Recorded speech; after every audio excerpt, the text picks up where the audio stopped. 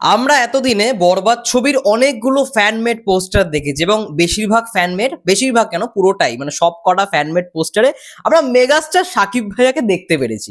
কিন্তু আজকে আরো একটা ফ্যানমেড পোস্টার এসছে বরবাদ সিনেমার।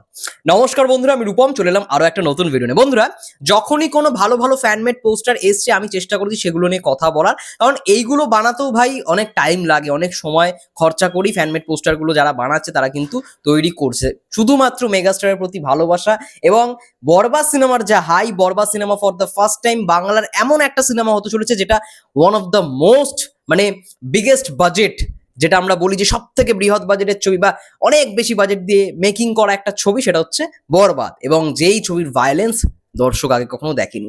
তো বরবাদ ছবির এর আগে রারুম ভাইয়া অনেকগুলো ফ্যানমেড পোস্টার বানিয়েছে। আমি অনেকগুলো যেগুলো ভালো লেগেছে সেগুলো রিয়াকশনও করেছি।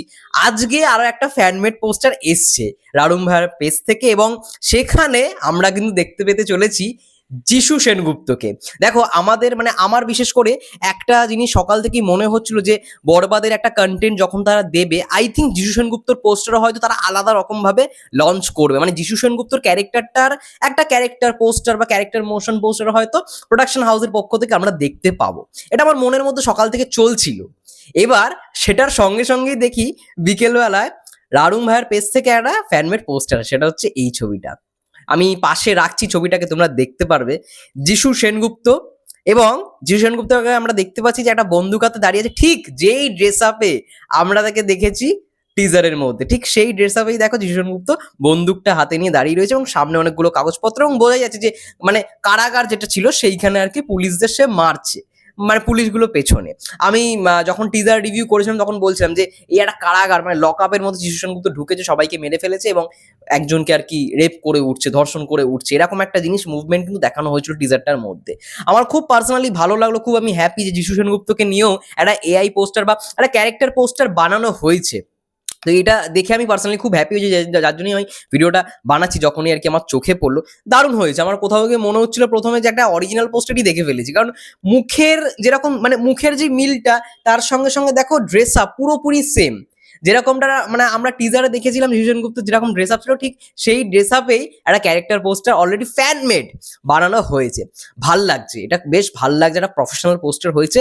এবং এটার থেকেও বড় কথা যে আমরা for the first time megastar Shakib Khan এবং যিশু সেনগুপ্তকে দেখতে পারবো। দেখো, যিশু সেনগুপ্ত এমনই একজন অভিনেতা এখনকার দিনে দাঁড়িয়ে যে এমন কেউ নেই যাদের সঙ্গে কাজ করেনি।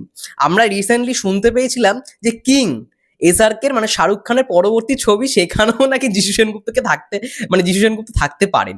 তাহলে ভাবো সে আর মানে কাকে বাদ দিল।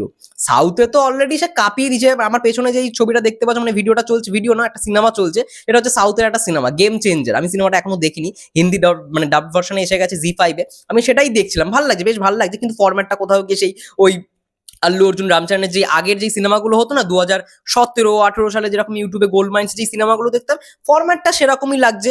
নতুনত্ব কিছু বিষয় দেখতে পাচ্ছি না, গল্পের ফরম্যাট থেকে শুরু করে। তো যাই হোক, দেখছি এমনি মোটামুটি ভালোই লাগছে। তো সাউথেরও যদি কথা বলি, সাউথেরও মানে এমন ডিরেক্টর নেই বা এমন বড় বড় অ্যাক্টরের নাম নেই যাদের সঙ্গে যিশু সেনগুপ্ত কাজ করেনি। পরবর্তীকালে দেখতে পারবো আল্লু অর্জুনের সঙ্গে যিশু সেনগুপ্ত কাজ করছে, রামচরণের সঙ্গে এখনো পর্যন্ত কাজ করেনি, রামচরণের কোনো সিনেমাতেও হয়তো কাজ করবে।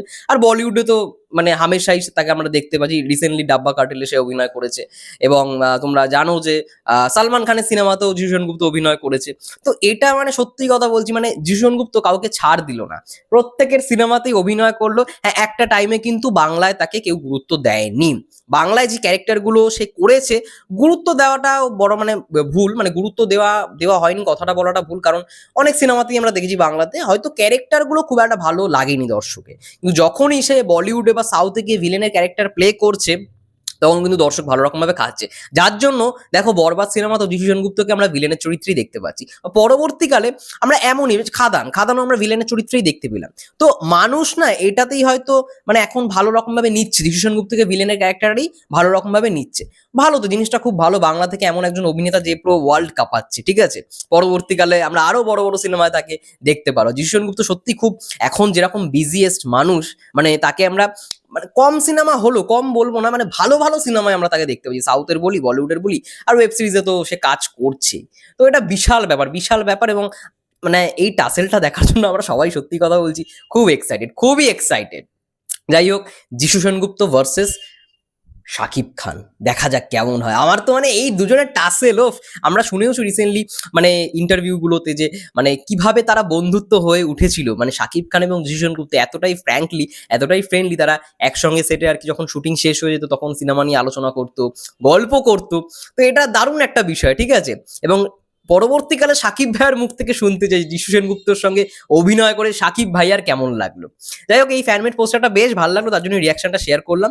ভালো হয়েছে, খুব ভালো হয়েছে। থ্যাংক ইউ রাডুম ভাইয়া, এরকম আরো একটা ফ্যানমেড পোস্টার বানানোর জন্য।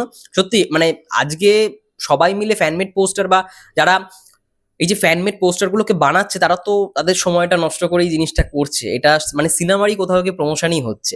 তো অবশ্যই তাদেরও তো একটা ক্রেডিট মানে দিতেই হয়। থ্যাংক ইউ সো মাচ, এরকম আরো ভালো ভালো পোস্টার আসুক, এটাই চাইবো। এবং তোমাদের কি মন্তব্য অবশ্যই কমেন্ট করে জানাও। ততক্ষণের জন্য সবাই ভালো থেকো, সুস্থ থেকো, টেক কেয়ার।